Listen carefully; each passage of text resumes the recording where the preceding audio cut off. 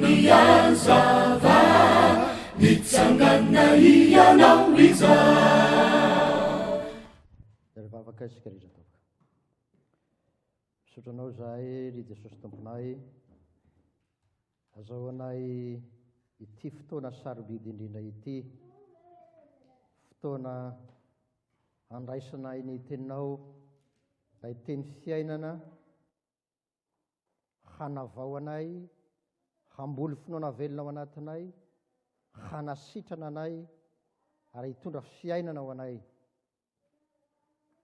Sotrako mbola azahoanao manolotra ho anay ny tena mandranao amin'ity andro anio ity, izay andraisanay famelan-keloka feno sy firaisanay aminao ihany koa, ry ilay Jesosy maty sy nitsangana tamin'ny maty ho anay, satria nidia kapoka taminao tokoa Jesosy, nanasitrananao anay ka dia misaotra noho ny fitiavanao sy ny famindramponao, izay mitoetra aminay mandrakariva. Ny anaran'i Jesosy, amen.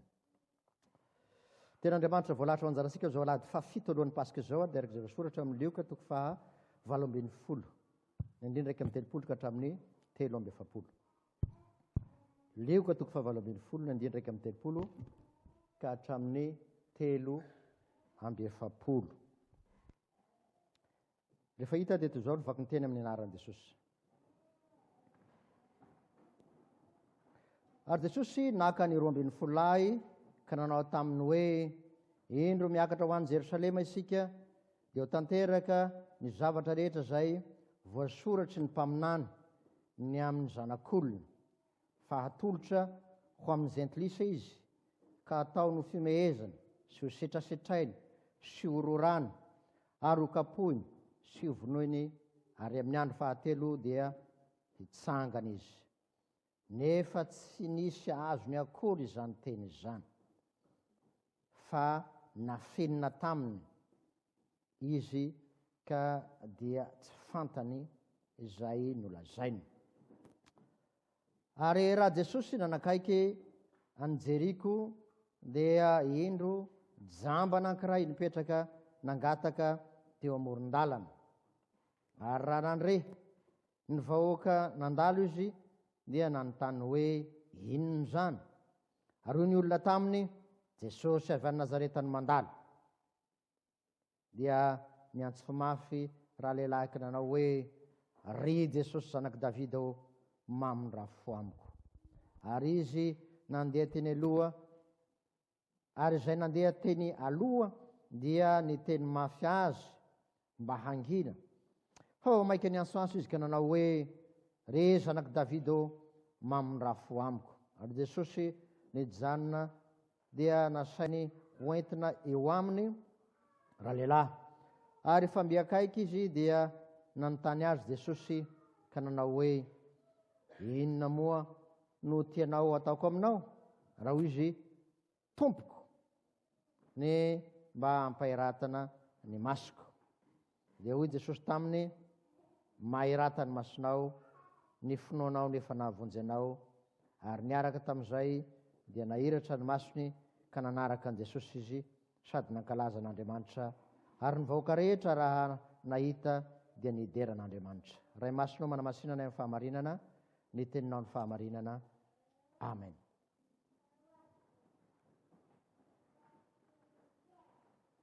Ry fiangonana malala ao aminao rehetra ny fahasoavana sy ny fiadanana avy amin'Andriamanitra raintsika sy Jesosy Kristy Tompo. Amen. Hoy Jesosy amin'ny andeniny faharoa amin'ny 30 sy ny 3:30, ny zanak'olona dia atolotra ho amin'ny jentilisa, dia ataony ho fimehezana sy ho sitrasetrainy, ho rorany, ho kapohiny sy ho vonoiny, ary amin'ny andro fahatelo dia tsangana izy. Zany no zavatra sarobidy indrindra amin'izao tenin'Andriamanitra izao, dia ny fijalian'i Jesosy Kristy, ny fahafatesany ary fitsanganana. Ny alahady 7 alohan'ny Paska dia atao hoe alahady ny pasiona. Zany hoe ny banjina, ny fijaliana sy ny fahafatesan'i Jesosy ny fiangonana mibanjina izany amin'ny fibebahana sy amin'ny finoana. Ho antsika fiangonana Loterana Malagasy, ny fototra iorenan'ny finoana dia ny fijaliana, ny fahafatesana ary ny fitsanganan'i Jesosy. Izany no mahatonga ny Paoly amin'ny Korintena 1:5 milaza hoe raha tsy nasangana tamin'ny maty Kristy dia foana ny toriteninay, foana ny finoanareo, ary mbola mitoetra amin'ny fahafatesanareo ihany ianareo. Io no iorenan'ny finoana marina, finoana velona, fijaliana, ny fahafatesana ary ny fitsanganan'i Jesosy. Mihamanatona ny Paska isika.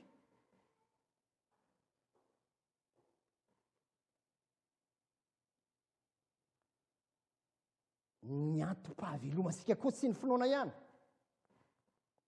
Nahoana sika no velona, valiny, ny fijaliana, ny fahafatesana ary ny fitsanganan'i Jesosy.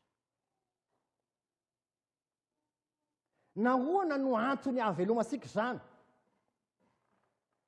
Ny fijalian'i Jesosy Kristy dia nandraisany ny fijaliantsika rehetra. Na inona karazany, na inona karazany. Dia mitodia kely amin'ny lasanao ianao. Inona daholo ny olana ny lalovanao, ny adina atrehinao, ny mety ho aretina aza. Dia hoy ny Isaia 3:20, ny dia kapoka tamin'i Jesosy no nanasitranana antsika. Eo izy no mitondra ny aretintsika. Eo amin'izany azo fijaliana izany. Mitondra ny problème sika, mitondra ny fahafatesantsika. Eo ihany koa no andafahany rany ka melany ny elontsika, anasitranana antsika. Eo no amonjeny antsika. Eo no anehoan'ny faratampony fitiavany antsika mpanota. Rehefa niteny io, Jesosy tsy azony mpianatra nanaraka azy. Hoe zany ka ampizaliany jentilisa ho kapony ataony fimaezana, tsy azony. Satria misy fampianarana izay efa napetraky ny mpanoradalàna sy ny fariseo ny amin'izany Mesia zany. Nefa fanazavana izay tsy mipetraka tsara. Isan'izany Daniela 7:13 ka hatramin'ny 14 hoe raha avy ny Mesia dia midina avy amin'ny rahony lanitra ho didin'ny anjely. Fa ity Mesia lazaina eto ity dia Jesosy no didin'ny anjely ve izy midina? Ao an-tanin'omby izy miteraka. Fampianarana mahazatra an'zareo koa rehefa tonga zany Mesia zany tsy ho faty manak'izay. Ny Jaona 2:4 sy ny Salamo 7:20 dia samy milava izany avokoa. Indrindra ny Mesia ho faty. Ny Deutéronomia 1:20 dia voalaza fa voaozona zay miantona amin'ny hazo fijaliana. Olona mpangalatra, mpamon'olona no miantona amin'ny hazo fijaliana ka dia lavon'ny Diosy. Tsy mino izany. Ny Korintena 1:7 ka hatramin'ny 5:20 dia ampianarin'ny Paoly fa io azo fijalian'ny Kristy na ny fahafatesan'i Jesosy io dia fahatafitohinana amin'ny Diosy, fahadalàna amin'ny jentilisa, kanefa herin'Andriamanitra ho famonjena, fahendren'Andriamanitra. Izany fahafatesan'i Jesosy izany. Ka dia ampianarin'i Jesosy eto fa ny antondiany tetỳ tany dia ny hijaly ho faty ary hitsangana amin'ny maty mba hamonjy ny mpanota rehetra. Isika rehetra zany sorantsika Andriamanitra ny amin'izany fitiavana lehibe zany zay averiny amintsika androany fa tiantsika izy, maty noho ny fitiavana antsika izy. Ary nitsangana tamin'ny maty koa izy no fandreseny ny fahafatesana ny devoly ny fahavalo rehetra nomeny anao koa zany fandreseny zany. Rehefa avy nilaza zany Jesosy dia niaona tamin'ny jamba anankiray, nandre ny olona nyrodorody avy any ilay jamba, dia nanontany inona re zany ny olona mirodorody zany e, iza zany mandalo zany e. Dia hoy ny olona, Jesosy avy any Nazareta no mandalo. Tiako asiana sindrim-peo zany Jesosy mandalo zany. Jesosy mandalo amin'ny fiainanao, sady Jesosy mitoetra ao anatinao. Zavatra roa lehibe io. Ny ray mandalo tonga dia laso, tsy mijanona. Fa ny ray kosa nandalo izy, saingy mijanona. Ary tsy vitany mijanona fa manjaka ao anaty, manjaka amin'ny tokantrano. Io ny fikendren'i Jesosy rehefa mandalo izy. Zay no ambaran'ny Apokalipsy matetika lazaina amintsika hoe, hoy Jesosy indro rehefa mitsangana eo ambaravarana aho ka mandondona. Raha misy mihaino ny feoko mamora ny varavarana dia hiditra ao aminy aho ary hiara-misakafo aminy. Fa ny problème mandondona Jesosy fa saingy tsy misy mamoha. Ny sasany mamanao ihany hoe midire fa varavarana ediny. Zany ve dia atao vahiny? Ngamba raha ny rafozanao nataonao an'izany mandondonao, za rafozanao ihany no aty, mandsoa izy ianao. Nefa ny varavarana tsy sokafanao. Tsy vita moramora ny vadinao zay. Fa impiry Jesosy no noverimaina sy tafiditra. Fa ity jamba ty tena ny sakanana.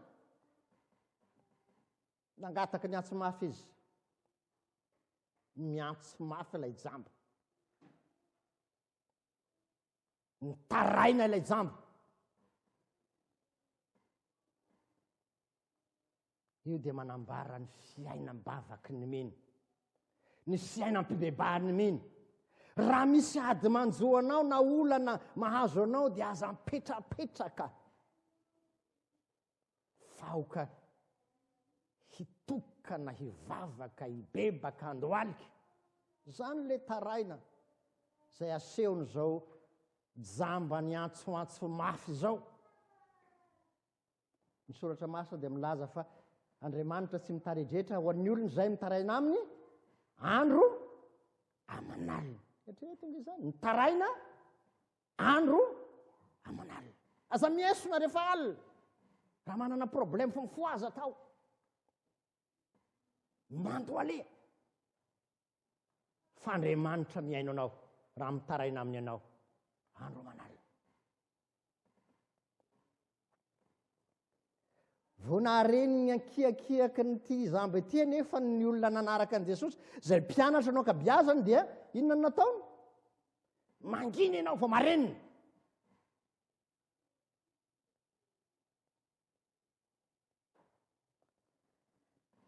Matetika ny olona efa ela tato am-piangonana dia vato misakana ny olona tsy anatona an'Andriamanitra, tsy aona amin'i Jesosy. Tahaka ny fariseo sy ny mpanora-dalàna zay ampianarin'i Jesosy matetika hoe ianareo tsy miditra fa ny olona hiditra sakana anareo. Dio ianao za tsy ao anatin'izany. Tsy mba nisakana olona hiditra amin'ny fiangonana sy anatina Jesosy misy aho. Tsy misakana ianao fa ny fiainako sy ny fiainanao dia mahatonga ny olona hiteny hoe raha ohatr' izao ny kristianina aleoko hiany tsy miditra am-piangonana. Tsy efa nandre an'izany ve nareo? Efa nandre. Noho ny aminareo hoy Jesosy nitenenany rasy ny anarako any amin'ny santrisy. Tsy tsika rehetra izany. Ary mety tsisy koa aza amintsika ato misaotra an'Andriamanitra raha tsy misy ato. Fa ianao tsy vato misakana ianao fa iraka solon'i Kristy. Ziro fahazavana hizaran'i Jesosy amin'ny hafa ianao. mahafinaritra amin'ity zamba ity, nanana amin'ny problème izy, nanana ny olana izy, nisakasakanana izy, voasakana ve izy? Sy voasakana izy, fa vao mainka ny antso. Ry havana, rehefa mijoro tsara ianao, dia omana fa manam-pahavalo. Zany dia azo antoka 100%. Averiko. Rehefa mijoro tsara aminao Jesosy ianao, dia omana fa manam-pahavalo. Hoy Jesosy, ho halan'ny olona rehetra ianareo noho ny anarako. Zaho ho halany efa talohanareo. Dia mbola ampian'i Jesosy aza amin'ny Matthieu 5:4-7, tiavany fahavalonao ary mivavaha an'izay manetsika anao. Eto aloha ilay jamba tsy nivavaka ao an'zareo izy fa dia ny tena no noentiny teo. Ny olona mahita, mahafantatra ny asaribidin'i Jesosy sy ny atsaran'i Jesosy, ilay ty azy sy namonjy azy sy voasakana na inona na inona. Izy nihirantsika 7:7 angamba izay raha sy diso hoe inona re no atakaliko amin'ny Jesosy izay mpisoloko. Dia ampian'ny Paoly zany amin'ny Romana 5 hoe iza no asaraka antsika amin'ny fitiavan'i Kristy? Fahoriana va? Sa mosary, sa fitanjana, sa fananjena, sa loza, sa sabatra? Ninona amin'izao zavatra rehetra izao dia tsy misy mahasaraka antsika amin'ny fitiavan'Andriamanitra zay ao Kristy Jesosy. Ry havana, ninona mety ho sakasakana tsy aonanao amin'i Jesosy, aza mety ho resin'izany fa mandrosoa. Tsy voahozongozona ianao, sinoana matanjaka mafiorina. Tsy voahozongozona, na iza manenjika, na iza mankahala, na iza manarasy ianao, aty andafy ve ianao dia mbola vavaka ihany nandany ianao andro e. Tefa nandrean'izany ve nareo? Tsy mba rarotona ve ty luxe sy monde moderne ty e? Azo rarotana, fa milafiny masoa. Fa zay tsy masoa, dia hoy Paoly, ataoko taimboraka ny zavatra rehetra zay mifanohitra amin'ny sitrapo n'Andriamanitra. Inona ny tenin'ity zamba ity zay tena sarobidy? Andriamanitra ô, mamin-drafo amiko. Ry Jesosy zanaky Davida eo, mamin-drafo amiko.